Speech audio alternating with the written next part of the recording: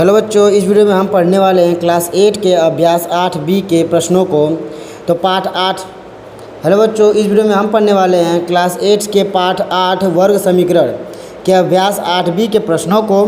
तो आइए देखते हैं 8B के पहले प्रश्न को क्या दिया गया है कि एक वर्गाकार मैदान। वर्गाकार का मतलब होता है वर्ग के आकार का। वर्ग का मतलब समझिए कि सभी भुजाएं, देखिए 4 भुजा का बना वर्ग होता है और सभी भुजाएं बराबर होनी चाहिए। वर्ग का मतलब क्या होगा कि सभी भुजा बराबर हो, ठीक।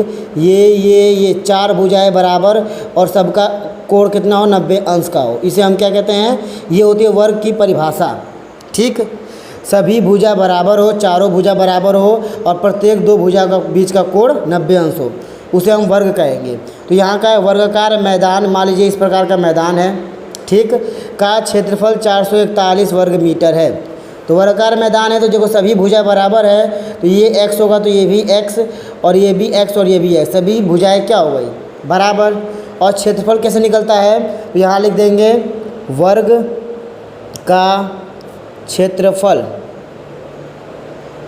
वर्ग का क्षेत्रफल बराबर भुजा का स्क्वायर। किसका स्क्वायर, भुजा मतलब ये जो ये साइड्स है ना, इसका स्क्वायर। तो वर्ग का क्षेत्रफल क्या दिया गया है हमें, 441 वर्ग मीटर, यानी कि 441 वर्ग मीटर का मतलब मीटर पे वर्ग स्क्वायर, ठीक है। बराबर भुजा क्या है, x x x, सब भुजा x है तो एक रखेंगे x और ये स्क्वायर, ठीक। हमें यहाँ क्या बताना है, मैदान का परिमाप बताना है। परिमाप मतलब कि ये सभी दूरियाँ, यानी ये और ये, इन सबको जोड़ के बताना है, ठीक है। परिमाप का मतलब होता है वह, सबसे पहले x का मान निकालते हैं। तो यहाँ देखिए x स्क्वायर बराबर 441, ठीक। हम इसको सब सॉल्व करेंगे तो ये स्क्वायर हटेगा ना, तो देखिए दोनों पक्षों का वर्गमूल लें या फिर स्क्वायर को पक्षांतर करेंगे तो क्या बन जाएगा, इधर जाके करनी में 441, ठीक है। यानी x का स्क्वायर हटेगा तो पक्ष बदलने पर क्या बन जाएगा, इधर करनी बन जाएगा। तो 441 का वर्गमूल क्या होता है, 12 होगा, ठीक। अरे 12 21 होगा, ठीक है। 441 का वर्गमूल होता है 21 और जो 12 है ना वो 144 का होता है, ठीक। 441 का होता है वर्गमूल 21। अब देखिए हमें x का मान क्या मिल गया, 21 मिल गया। हमें बताना है परिमाप, तो मैदान का परिमाप यानी परिमाप का फॉर्मूला लिखेंगे तो क्या होता है, परिमाप बराबर 4 गुणे भुजा। क्यों 4 गुणे भुजा होगा, परिमाप का मतलब होता है कि ये सभी लंबाइयाँ, यानी जो किनारे किनारे अगर हमें तार से घेरना हो इस खेत को, ऐसे खेत को तार से घेरना हो तो कितना तार लगेगा, ठीक। तो वही होता है परिमाप की लंबाइयाँ। तो इसलिए हम क्या करेंगे, यहाँ पे सबका परिमाप निकालेंगे। परिमाप के लिए सभी को जोड़ेंगे तो देखिए 1x 2 3 और 4 सबको जोड़ेंगे तो 4x आएगा, तो इसलिए हम कह देते हैं 4 गुणे भुजा, ठीक है। तो क्या हो जाएगा परिमाप, 4 और गुणे भुजा का वैल्यू क्या आया है, x का मान, भुजा क्या है यहाँ पे x है और x का मान है 21, ठीक। तो परिमाप हो जाएगा यहाँ पे हमारा 4 1 जा 4 और 4 2 जा 8, यानी 84 मीटर। ये हो गया उस खेत का परिमाप, ठीक। आइए देखते हैं अब प्रश्न संख्या 2 को।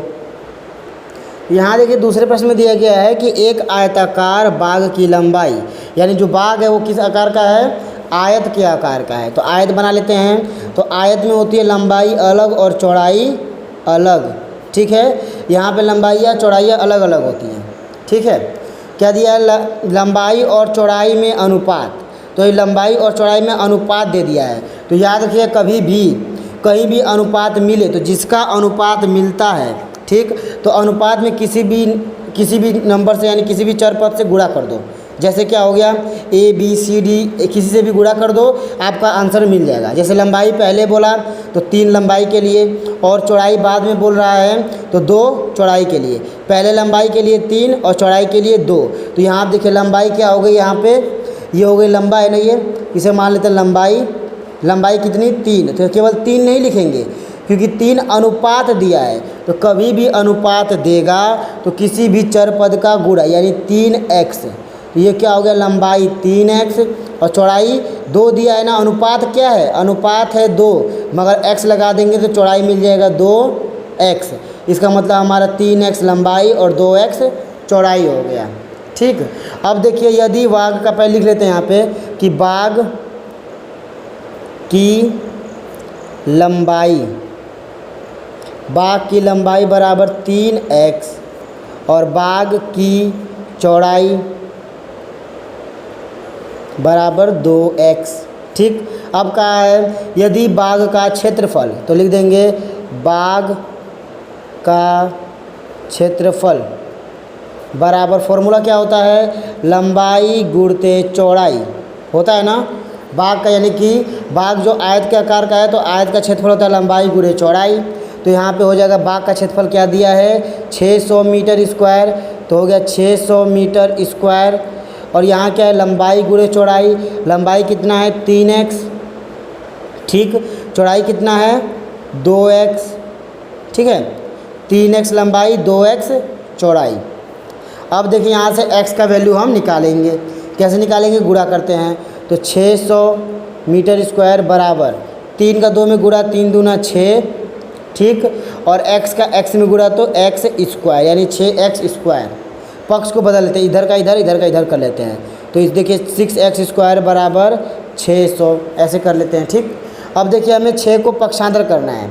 ठीक है, यहाँ पे हमने कुछ नहीं किया, बस इस सभी को उठाकर इधर और इन सभी को उठाकर इधर कर दिया।